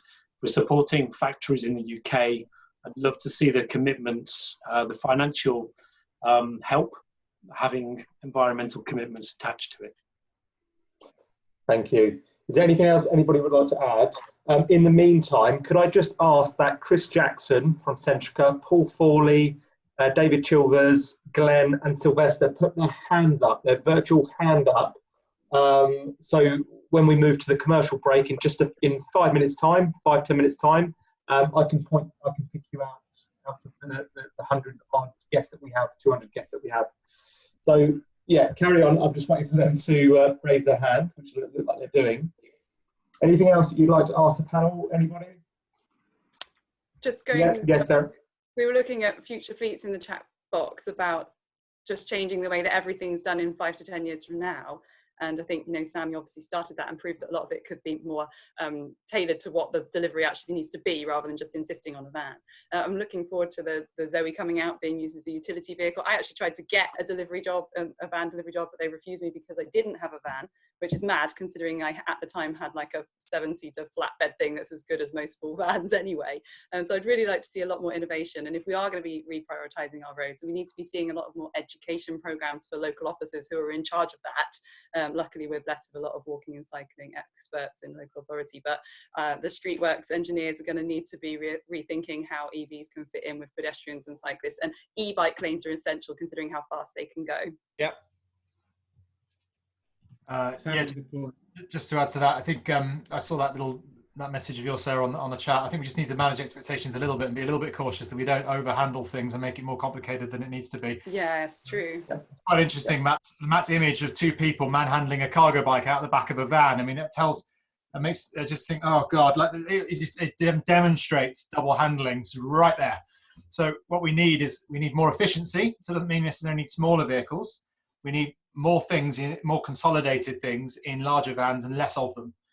That's part of what I think is the strategy. So they've got feel of, it must be a cargo bike. Yes, that's great and it's environmental, but it doesn't necessarily tackle e-commerce, for example, in central urban areas. We need lots of better consolidation, maybe bigger vehicles, but much less of them. And maybe there's a last meter, portering type movement around, which could be innovative. We've got to be a little bit careful. We don't think consolidation all the time in cargo bikes, and therefore make gross inefficiencies across the network. Chris, just very briefly on that point, I understand one of the challenges from the logistics side is the next day delivery, or even the by 5 p.m. delivery that the consumers are taking up in droves since sort of Amazon Prime has offered it. We've just done a survey to look at whether people would be willing to have a much longer lead time for their non-urgent deliveries if they understood that the short lead time means more pollution on their local street because you have more vans flying around. And we've had an overwhelming yes to that. So I can't share the exact numbers yet, but survey data will be coming out soon that shows people would actually be quite comfortable with a 3-day lead time for most deliveries, which will help with your logistics planning. John, last comment before we go to the marketplace. Really just building on Chris's point, and I think that's where public policy is so important, that we need to be almost having an environmental tax on speedy deliveries for things that are unnecessary.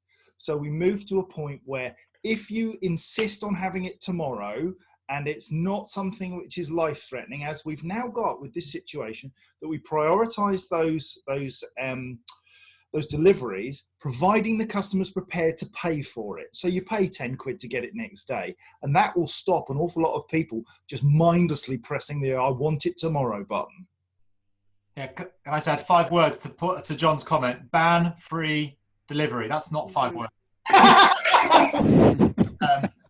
Yeah, ban the use of free delivery. That's what I was trying to say. Yeah. But if we ban that phrase and everything has a monetary value to it, you watch everyone's behavioural patterns change. Everything has a cost, so everything should be paid for.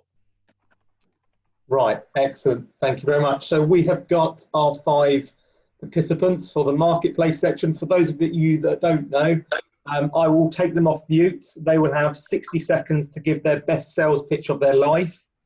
So the first air horn, klaxon sound, or whatever I can come up with will indicate the start of the 60 seconds. And if you hear it again, it's the end of the 60 seconds, and I will be ruthless and just put you on mute. So first up, we have got Paul Fawley. So if you take yourself off mute, welcome to the EV Cafe. Can you hear me? Yes, I can hear you. Okay. It's nice, loud and clear. Oh, hang on. Just get my air horn ready. You all ready, Paul? Yes, I'm ready. Hi, everyone. I'm Paul from EV Express, and we're on the beautiful Isle of Wight. EV Express is a small team of 3 people that's trying to deliver the electric vehicle revolution on this island. A UNESCO Biosphere island. It was awarded last year.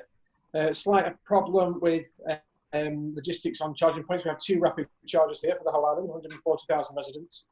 And yeah, that's what we're doing. We had a Renault, we've had the Renault Kangoo EV on hire for the last 3 months. On hire, it was demo. It was delivered in February, meant to go back just before the lockdown, and we've enjoyed using that. And we've been delivering iPads for Age UK into care homes as part of the scheme we've been doing here. So they've really took to that, and it's been really helpful. So thank you, Renault UK, for allowing us to do that. And that's probably it. That's probably my 60 seconds. So this is my first EV Cafe. And there's Paul from EV Express on the Isle of Wight. You've got 10 seconds left. 10 seconds, okay. Yeah, well, so at EV Express, we do have an RFO with Renault, Nissan, and a couple of others. So we hopefully be able to use our expertise to bring a lot more Ireland. You teed him up for a fall there, Johnny. That was harsh. It was cool. Ruthless. Ruthless. Okay, on to Cameron. So, welcome to the EV Cafe. Oh, hang on. Can you hear me? Hello, I can hear you. Can you hear me? Yes, yes. You're loud and clear. So, I'm Cameron Javitt from Clarke. You can start now, Cameron. Yeah. Hello, everyone. I'm Cameron Javitt from Clarke. We are based in Burnley, Lancashire. We have the largest converter of refrigerated panel vans in the UK. We convert customers' existing vehicles. We supply new and used ready converted vehicles. If the volume of goods to be transported doesn't justify a refrigerated vehicle, we can supply portable refrigerated containers. We have nationwide coverage to repair and service transport refrigeration units. Our customers are commercial vehicle dealers, leasing companies, and businesses who may be distributing food or pharmaceutical products. We have built many electric refrigerated vehicles, from the smaller Renault Kangoo to the larger Renault Master. When building electric vehicles, we consider the use of the vehicle and then may either connect directly to the vehicle's battery, which would reduce the vehicle's range slightly, or fit additional batteries to power the refrigeration unit in conjunction with solar panels. Our conversions are lightweight, which gives our customers the greatest carrying capacity. We've also... Is that there? Thank you, Cameron. Oh, it's harsh.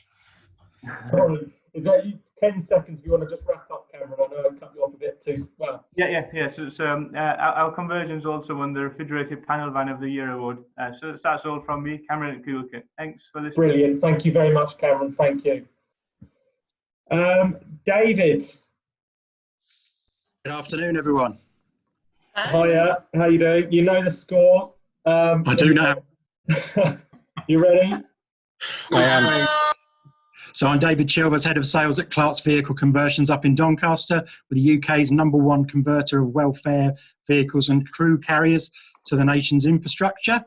I'm probably most apt for this moment in time. We've literally just completed a Renault Master ZE welfare vehicle, which is yet to go out to a customer, but in conjunction with Martin at VMS, it's going out to a major end user, and hopefully we'll be getting some cracking feedback once that's up and running and we can understand how our systems are interacting.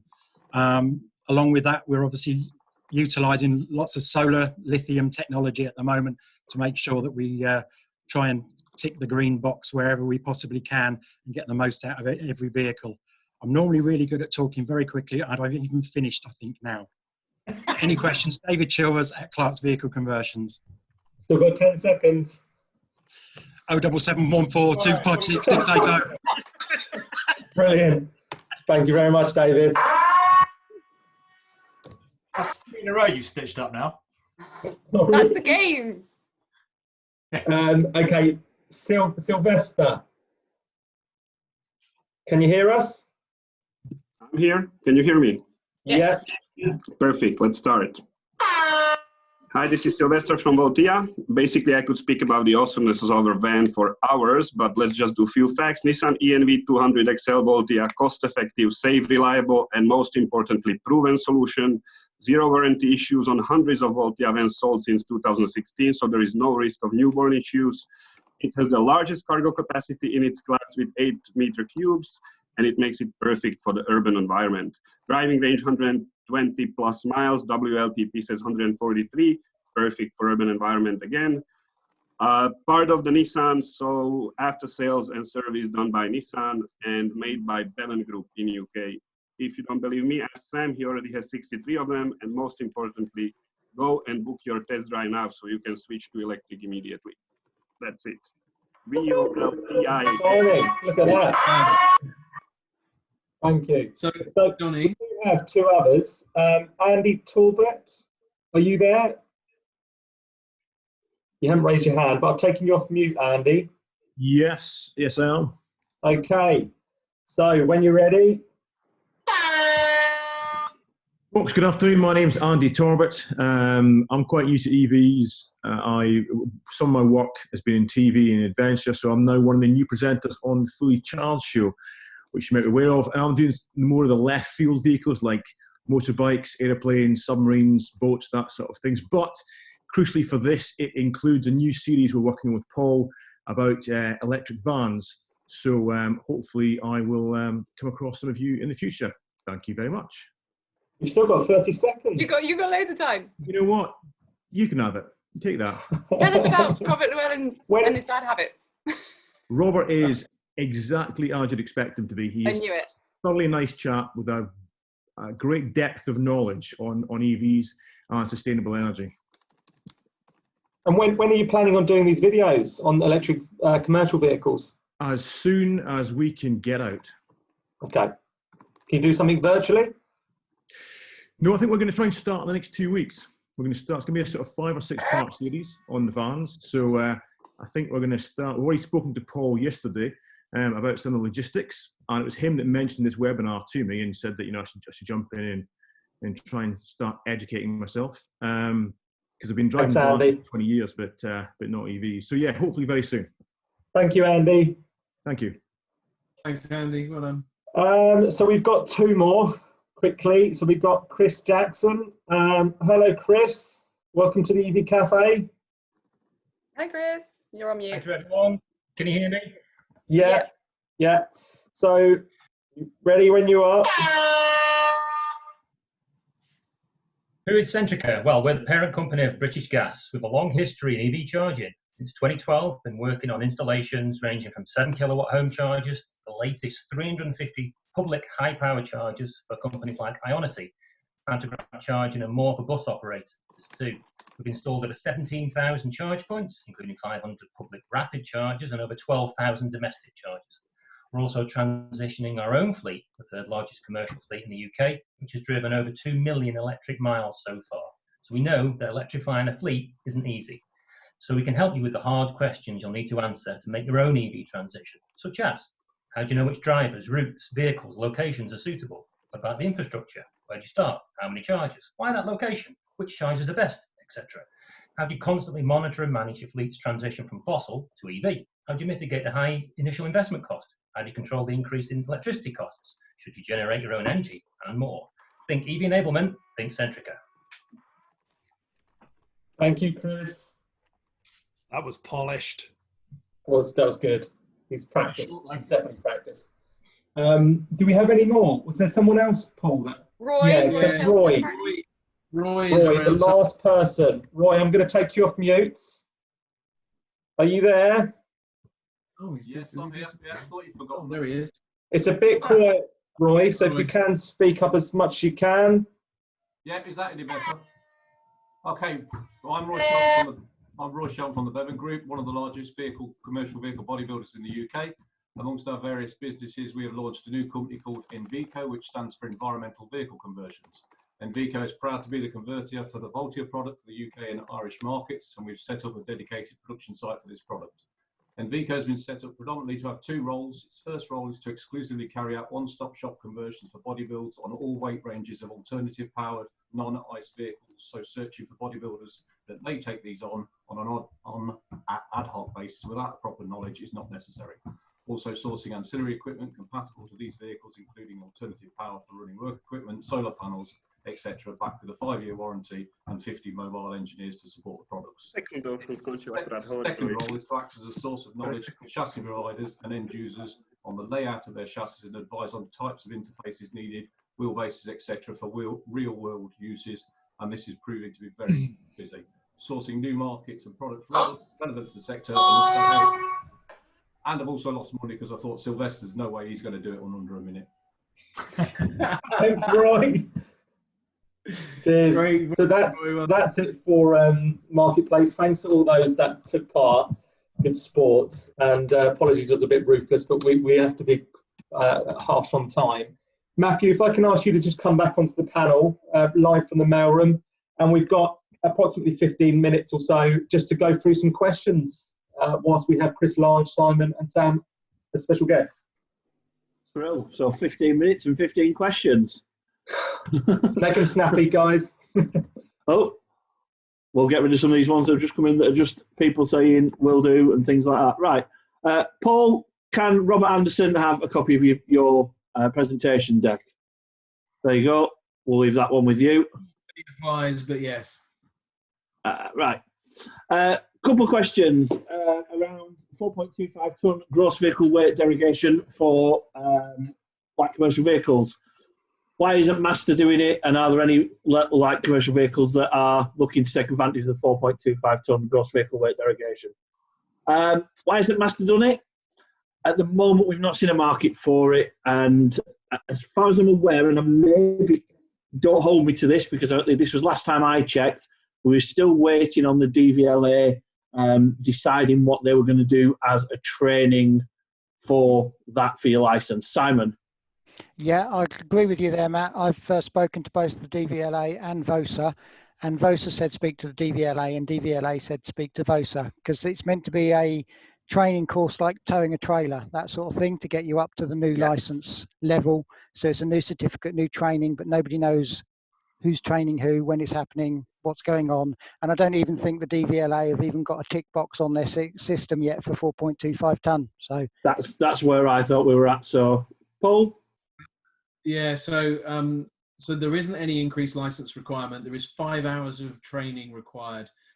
And again, there is not a great deal of clarity around what that means, but there are a couple of manufacturers that are taking advantage. So Maxus have taken advantage and have got 3.9 tonnes. They've still got around about 1,100 kilos payload. So even with that, and we expect a rival to come to market at 4.25 tonnes as well. So and that will give them around 2 tonnes in terms of payload. So there are people taking advantage of it. There is a lack of clarity around the 5 hours training required, but it is definitely something that, you know, is there for manufacturers to take the lead on and work with the DVLA or whomever to create training programs. Why not? Cool. Matt, just before we go on to the next question, I just want to share the results for the fake news poll for Sam.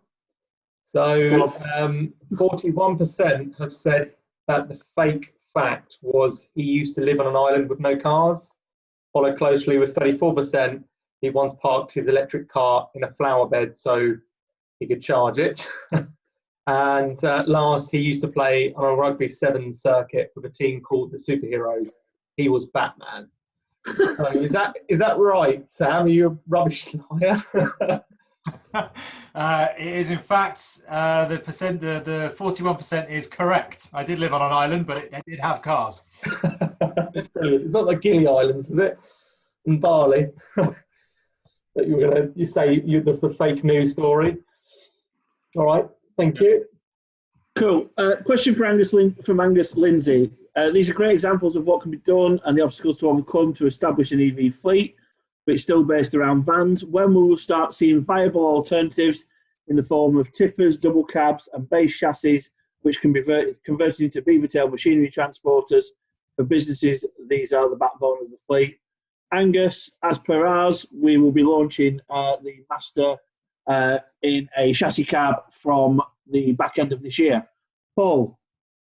Angus, good to have you on. Obviously, we are aware a little of your business, and there is some conversions available, as Matt's pointed out, on the Master, but to the LDV Maxus, the EV80 is also available as a chassis.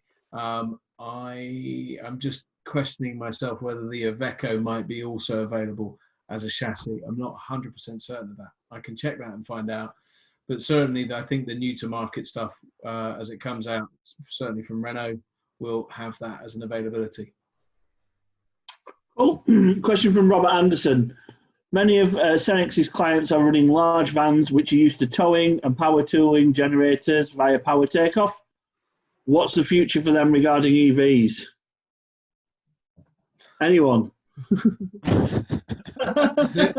So, again, I'll give it a go if you want. As far as I know, there's 2 vans at the moment that can tow, and that's the PSA Group one that's launching and the Maxus one that's coming out. I don't think, unless you can correct me, Matthew, are any of yours licensed for towing? Not at the moment.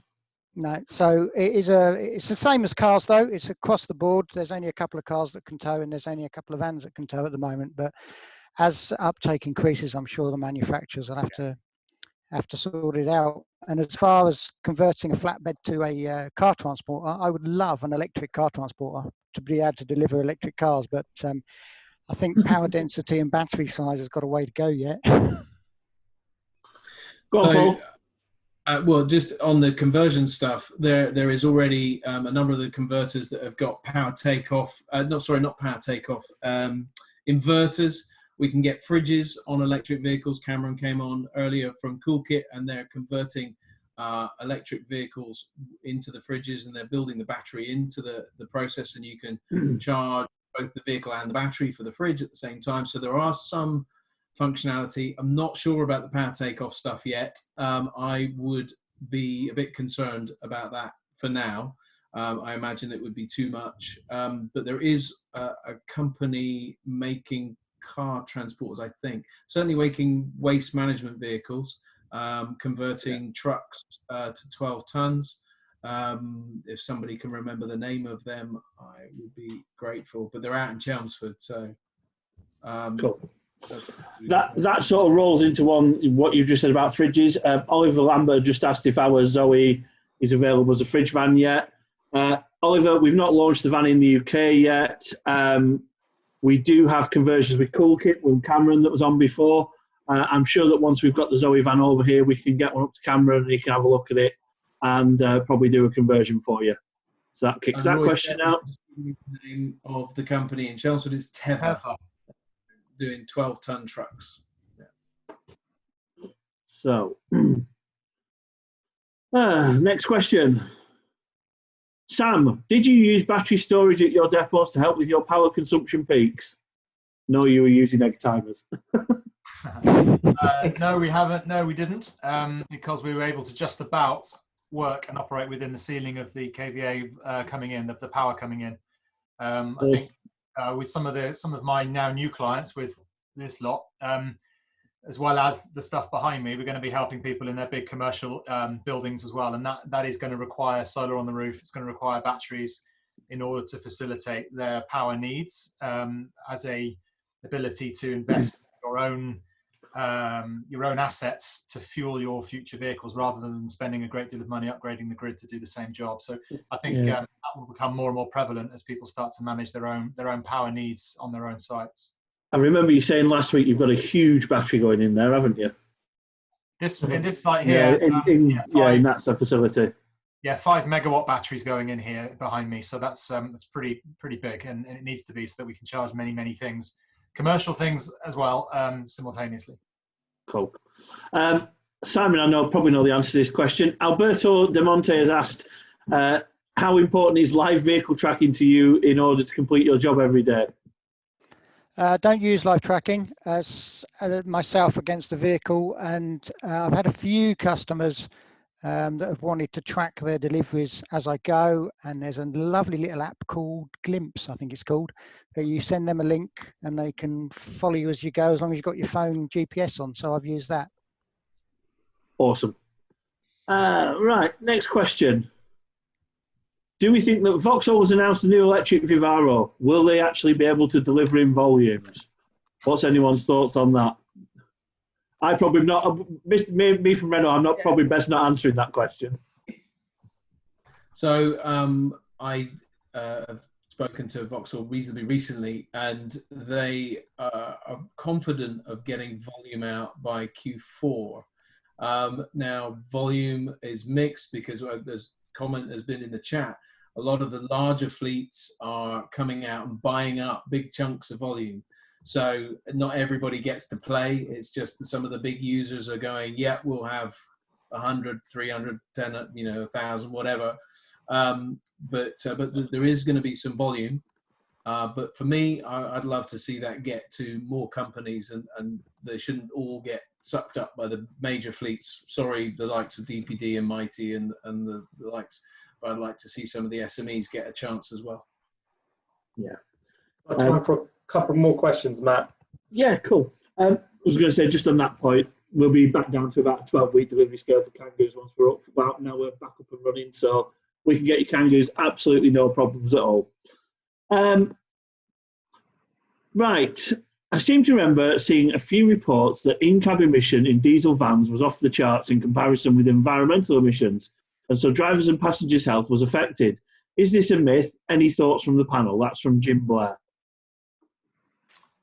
I can have a go at that. So we did some studies previously on the air quality within the cab, if that's the right sort of. Yeah. And we had a couple of universities put some sensors on the dash on the inside, as well as measuring on the outside, and it did prove out that there was indeed an emissions improvement in an electric vehicle within the cab, despite being surrounded by ICE vehicles. So there is an element of better quality of air in the surrounding area around an electric vehicle, even if it is surrounded by other ICE vehicles. But also the caveat to that is that filters, etc., on various different ages of vehicles makes it quite difficult to understand exactly whether the air quality within the cab is in part due to the EV or in part due to the filters that are going through, the air's going through. To add to that very briefly, we ran an experiment for the Sun newspaper a couple of years ago and tracked the air pollution exposure of a van driver versus a car driver, cyclist, pedestrian, someone on a bus, all around Birmingham. And the person exposed to the most pollution during their working day and commute was the van driver by a long way. And that's largely due to the emissions from the vehicle in front, from the tailpipe in front, be that a van, a bus, a car, whatever. So the sooner we can all get away from tailpipe emitting vehicles, the better for everyone's health. Well, and final question, I think. Do you think that vehicles grid is more important for commercial vehicles than cars? Fleet use of vans can be quite predictable, so are fleet managers considering the benefits of energy trading at peak times and taking into account this potential income when looking at operational and life cycle costs? Anyone want to hit at that? Okay, I'll have a go again if you want. Commercial vehicles, I think, are a path of least resistance for this technology. Easier to invest in the business environment, and I think it'll prove on a larger scale more relevant. But I think when the technology improves, I think smaller units that are able to be installed and affordable at people's houses mean that we go that much further in terms of our smartness, and people can start earning money from earning even more money from having vehicles on their driveways. So I think the path of least resistance is commercial, but I think probably if the technology can prove itself out commercially, it's got application in both environments. And just to add to that, Sarah. just having greater choice or availability of vehicles that can do bidirectional charging, perhaps investing in retrofitting. At the moment, the bidirectional chargers are really expensive and it's a limited number of vehicles. We've already got a limited number of commercial vehicles. So in that sense, B2G in commercial setting is quite niche.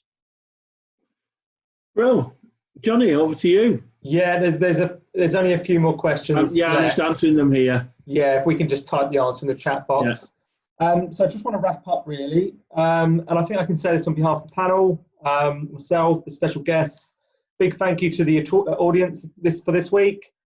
So for next week, I want to give you a bit of an insight. It will be all about data, from fleet analysis to whole life costs. We have special guests from Geotab, ZapMap, and a couple of others to be confirmed. So don't forget to click the link on the follow-up email or on any of our LinkedIn pages and register your space for that one. Thank you to those that have already put their name forwards for the marketplace. It's great to see. So if you're in that space and you want your 60-second pitch, we're happy to entertain. We still have a couple more spaces left for next week. In the meantime, and especially if you've missed any of the previous sessions, then please visit our YouTube page. I'll enclose that on another link to watch previous discussions, and or visit the EV Cafe group on LinkedIn, where I'll ask all the special guests to maybe attend and answer any more questions that we were unable to answer today, and keep the conversations going, really. I know that some of the converters would love to share some slides and some images of the products that they've got. So I'd ask those converters to maybe share it on the EV Cafe group, you know, some of the pictures of the work they've done. I'd particularly like to see David Chilver's welfare van on our Master ZE. But most importantly, please remember that it is everybody's show. So please let us know in any of our feeds what you want to hear in the future. As I say, we've already got next week lined up. And as Sam Clarke and John Curtis mentioned before, we ask that when you do attend, please bring a skeptical Thomas along, especially for the next couple of episodes. But yeah, we always want to hear from you, how we can make this better, what kind of stuff you want us to talk about. Then let any of us know from those regulars of the cafe, Sarah, John, Paul, even Sam, and myself or Matthew. So we've got 1 minute left. Do you want to say goodbyes, guys? So Simon, do you want to say goodbye? Goodbye. Thanks for coming, everyone. Chris? Yeah, thank you very much, Renault, in particular, for hosting the session and allowing me to say what I said, and taking it all, I think, with a constructive attitude. And I really hope that everyone, both the advocates and also the major manufacturers, can become heroes of the EV transition over the coming years. Thank you for letting me join. Thank you, Chris. Thank you very much. John? I just think I'm going to go away and find some lentils because today has been inspiring. And I'm not a van person, never have been. But the Morris JE is now going to be mine because I love it. Chris Large was outstanding. And I have to say the highlight for me was Sarah and those glasses. I'm going to edit that little breaking news section and just post that. Can we do that every week, Sarah? I think it'd be brilliant. Well, stay safe, stay well, and it's good night from me. Sam? It's too fun. Would you like to say goodbye, Sam? Yeah, firstly, cheers, Sarah, well played. That's impressive. Yeah, thanks everyone for listening. And Andy, by the way, if you're still there, I wish I had your job. I watched your first fully charged video. It's amazing. And if there's anything I can do to help you with your van journeys, then I would be more than happy to help. Oh, come on, Sam. That was shameless. You just want to shameless plug. Come on, Andy, get Robert onto the cafe, will you? Yeah, get Robbie, exactly. Yeah. Get him to call Thomas. Absolutely. I think so. Paul, any lasting words from the van, #VanGeek? Well, you know what? I've thoroughly enjoyed today. Sam, your dream might come true. It's here, and I've just been so thrilled with the energy around the electric van world. I loved what Chris had to say. I think it's a great thing. Please do check out the Clean Van Commitment. You know, by 2028, getting as many vans as possible, a zero emission ahead of the government targets. That would be fantastic. And the work that's going on in London to measure and all of these kinds of things, I think is a fantastic thing. Great effort, everybody. Loved the breaking news. Totally stole the show. There we go. Thanks. For this van, thanks ever so much. And last, Matt, any lasting words? Thanks, everyone. It's been brilliant again. John, you've been really quiet, so I hope we can get on to something that you like next week and not vans. Well, he's in Porridge. He's in Porridge. He's been really quiet, hasn't he? It's been a bit weird. I'm going to tell you something, Matthew, on that. Yeah. On that, John is doing the breaking news next week. Brilliant little update from you. I hope all goes well with the new job. And everyone who's come along, thanks very much. And we'll hope to see you next week. Thank you. And as in Robert Llewellyn's words, if you have been, thanks for watching. Bye all. Bye everyone. Bye. See you guys.